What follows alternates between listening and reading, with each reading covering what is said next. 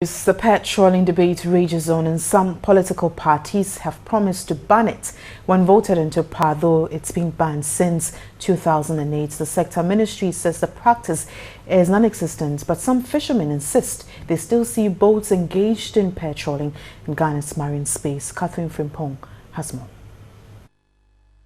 Regulation 11(1)(c) of the Fisheries Regulations 2010 prohibits any person to engage in pet trawling.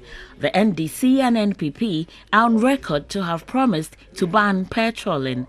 The sector minister Sherry Aite stoked controversy in Parliament when she debunked the notion that pet trawling persists in the country's territorial waters. Some fishermen at the Psycho Beach at Jamestown in Accra gave conflicting accounts on whether or not they have witnessed the practice in recent times, but Nee did not mince words and is convinced pet trawling is still carried out in Ghanaian waters.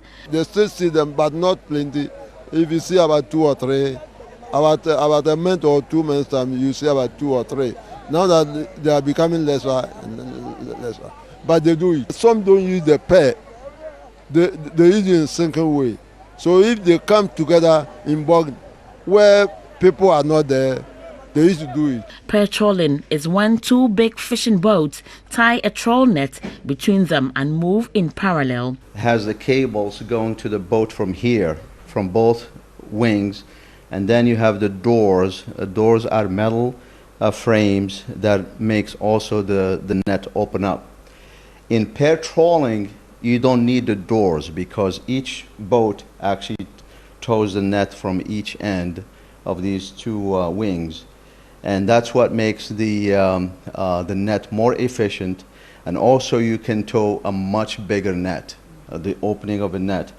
On average, the length of from wing to wing of a trawl is about 30 meters, but for pet trawling you can go to 100 meter, length. So the area that you sweep is much bigger, and also the catch usually is much bigger with a pet trawling. The chief fisherman of Jamestown said there have been reports of the ongoing outlawed practice by fishermen, but the Fisheries Commission is in agreement with the ministry that there is no pet trawling. The fishermen do complain, and fisheries also inform us that they have a monitor, that any vessel caught doing that illegal act, immediately it arrives at Tama. They are caught and they are prosecuted. So which means it is going on, but the law is taking this course. Yeah. The chief of party at the USAID Ghana Sustainable Fisheries Project says it will take concrete evidence to settle the issue. From my own personal experience, so it's possible that illegal pet trawling could be occurring.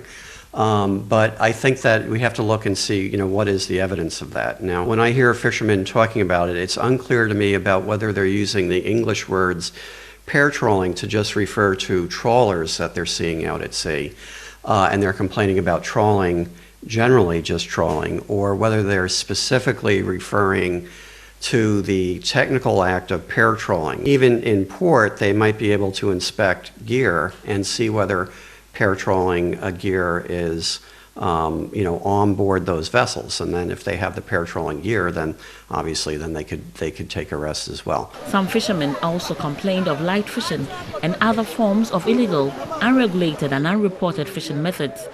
They haven't stopped. They still use light for fishing. Those of us who do not do it are suffering. We can't even pay our children's school fees. The government should be firm in enforcing the laws.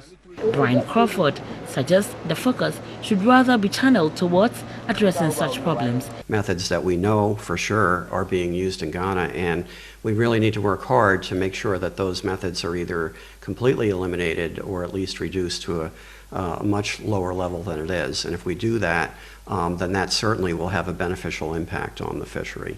In addressing issues on pet trawling, monitoring and sanctions as stipulated in the Fisheries Regulation 2010 should be stepped up. Catherine Frimpong, TV3, Accra.